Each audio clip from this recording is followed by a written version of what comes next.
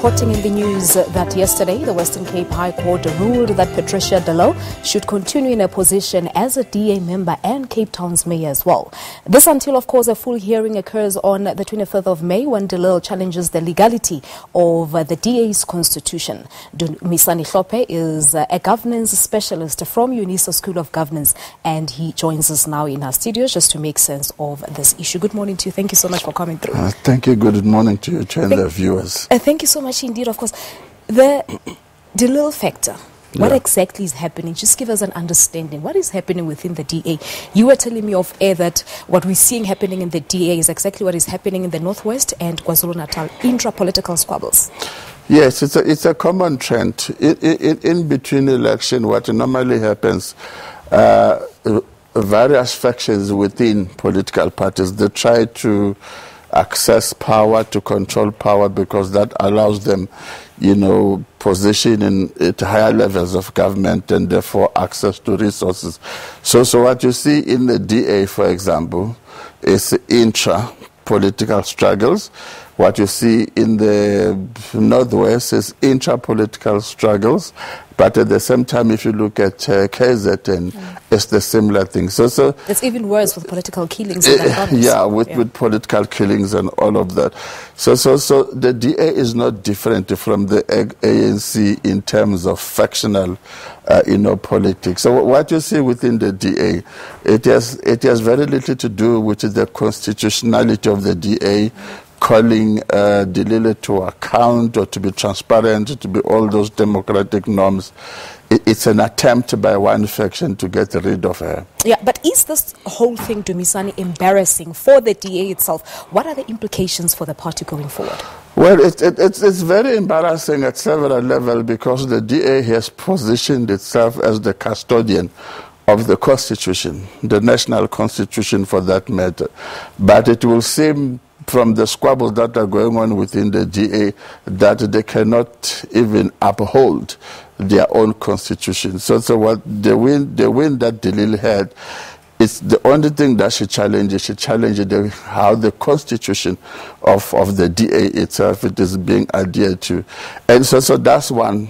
So that one element. It can be trusted at that level, but at the same time, it raises some serious question about Mmusi Maimane's leadership. If you look into the DA in the last 2 terms, for example, where you had Tony Leon being in charge and then you had Helen Zille in charge, it was very rare. It was not prominent for Jem himself to be speaking publicly on a whole range issues of the DA. But now that Mmusi Maimane is in charge, he comes up more and more strong. So, what is that saying about his leadership and how he's perceived by some leaders within the party itself? Look, here's the worst part. It means he sits in a leadership position without necessarily the authority associated with that position. That authority, it lies elsewhere within the DA. Let's just go back to the Patricia de Lille saga. Surely you were listening to my conversation with Xanthia in the news at 7. The DA, of course, saying this is just a ceremonial position for the mayor. She'll just be sitting in the office and drinking tea. And she actually came out yesterday to make a call to the DA to say, look, let us work together for the interests of the people of the Cape Town.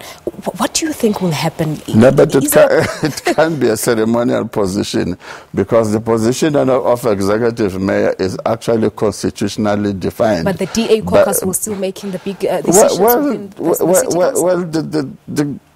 The mayorship is the constitution that defines the parameters of what the mayor can do. It's not just the DA constitution, it's the constitution of the country, the constitution of local government.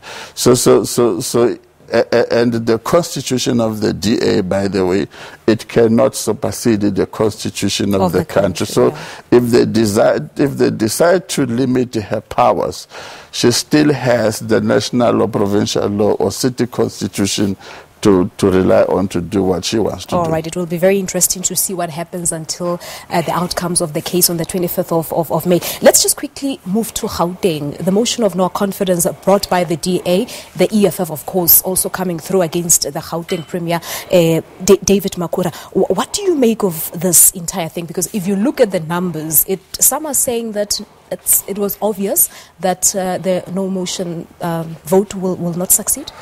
Look, I think for me, these motions of no confidence have just become some element of theatric in the political game.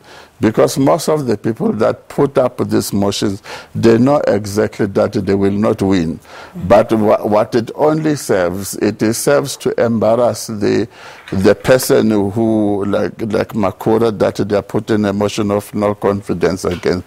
But there's no sense. The only one that resulted in the removal of somebody is the one that resulted in the removal of then President Jacob Zuma. Yeah. But even then, it actually did not get to that point of him being removed. So it wasn't a realistic goal? Not necessarily, okay. But I think political parties, they are increasingly do naive things continuously.